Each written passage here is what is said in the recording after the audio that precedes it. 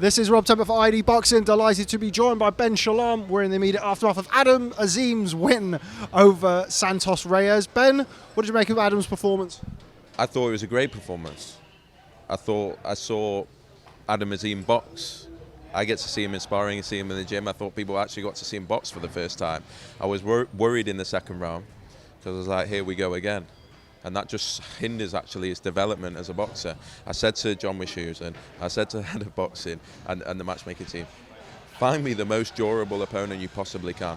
And they did it, and I'm so pleased for them and happy for them because they pride themselves on developing fighters and making sure they get the right experience. And Santos Reyes was one of the toughest men I've ever seen. And that's what we wanted. He earned every single penny tonight, and I got to see Adam Azim box and a masterclass for me at 20 years old. He won every single round. Yes, he didn't jump on him at certain points because, one, there was a little niggle, but two, he was instructed to take the rounds. We needed the rounds. We wanted to see him box. I thought it was a mature performance, and I think genuinely we'll look back in 12, 18 months' time on this fight as one of the most important, if not the most important in his career, because it's given him 10 rounds in a journey that's moving very, very quickly. You mentioned there about the slight niggle. I've just come from the dressing room. Adam's on his way to A&E because of the right hand. How much do you think that hampered his performance? Well, I knew he didn't want to really throw it once he got past the 4th, 5th round, and I knew he was quite comfortable with just with boxing and being dominant. And look, I'm not going to say that's why he didn't knock him out. I think he was a tough guy, Santos Reyes, and that's exactly what we wanted. I think it won't be too much, and we can get moving quickly because he wants to be active. But yeah, I think a lot of credit has to go to Santos Reyes. That was really, truly exactly what we asked for, and exactly what we wanted, and what I was very nervous that we weren't going to get at the end of the second round. So I'm very happy. You know what boxing's like, Ben? It's a fickle fan base on the way in. Adam Azim's the future of British boxing. On the way out, he's overhyped, he's this, he's that. What do you make of those comments? Just ridiculous. Unbelievably ridiculous. And I'm glad you're shaking your head in agreement, because if he'd have knocked him out in the second round, not only would the hype train sort of continue, but we'd have been slaughtered for matching him with a bum or a nobody or a this, and it's just consistent. And at what point are we going to support our own British fighters? We want superstars. Adam Azim is the most talented fighter you can ask anyone on the circuit that we have. He's 20 years old as well, remember. This is his 8th professional fight as a headline on Sky Sports, and we've put in the most experienced, durable guy that we would get away with at this level, and we're complaining. I mean, it's unbelievable. I think from a boxing development point of view, that was perfect, and he gets to actually go back and learn rather than just relying on his raw fundamentals and coming out in the second round that he could have done again and not really learning anything. So yeah, I'm delighted with his performance, and I'm very proud of him as well. Last quick couple from me, because they are literally pulling the arena down around us. When can we see Adam back in the ring? Obviously, we have to see what's going on with the hand injury. I know they were trying to get him out before Ramadan next month. Is that still the plan, or is it too soon to tell? I mean, it is the plan, but obviously we'll assess it on Monday. We don't want to rush anything. We'll see how his injury is. But yeah, we want to have him 5 times this year, active as hell, learning on the way, because he wants to move so quickly. So we owe it to him, but we'll see. We'll assess it on Monday. Few quick points from the undercard, notably a very, very impressive win for Zak Chelli, a wide points win over Anthony Sims in a fight that many people called a 50-50 or lean towards Anthony Sims. I mean, great performance from Zak Chelli. Again, it's just typical boxing. Lerone Richards was a stupid fight for Zak Chelli, and then Anthony Sims Jr. was another stupid fight for Zak Chelli, and he was just going to get boxed all night and would be a wide points win to Sims Jr. I think that was the consensus.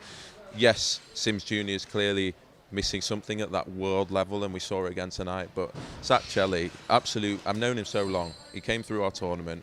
He's 25 years old, young as well, in the super middleweight division, and he'll just take any fight. Absolute joy to work with. Very, very pleased with him.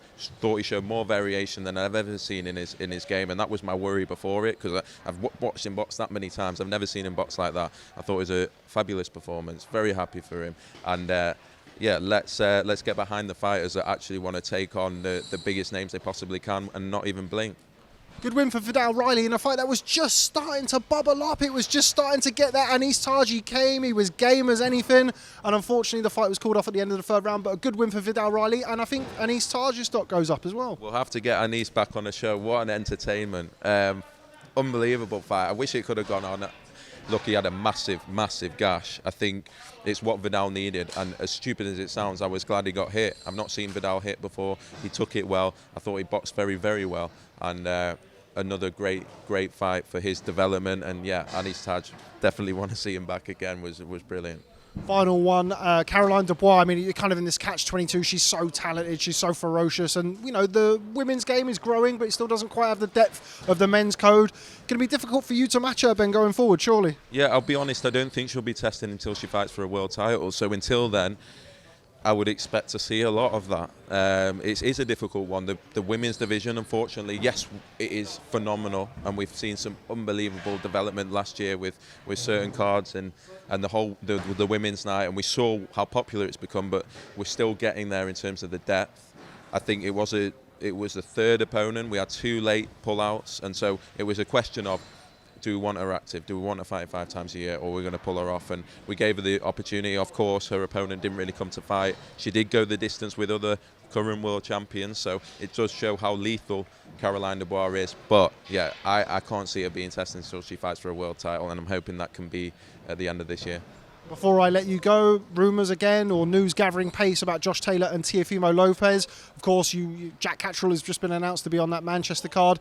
What's the latest, Ben? What can you tell me? I mean, I'm as confused as you. We did get clearance for Zak Catterall to have an interim bout whilst waiting for Josh's fitness, and the idea was he'll fight as soon as Josh is fit. I mean, he signed for the fight. They even did a gloves are off, and I just took it at face value when we were about to announce on Eubank Smith that there was an injury, and I'm not saying there's not, but I don't know, to be honest, right now, and that's not because we're not across it, but we've seen the rumours as well, and obviously. Jack's probably looking at it very confused because he's signed a contract as well. So we'll pick it up on Monday. There's not much really I want to say on it until I know. I've been focused on this fight week this week, and yeah, obviously Zak Catterall should be fighting Josh Taylor. That's the fight that boxing fans want to see, and that's the fight that he deserves, and that's the fight that he's been promised and been waiting for because of the promise and because of the contract as well. So gutted for him that it's not fight happening on March 4th, but he's just waiting for when Josh is fit. That's the last communication we had. We look forward to hearing more. Ben Shalom, always a pleasure. Thanks very much for speaking to ID Boxing. Cheers, Rob. Thanks.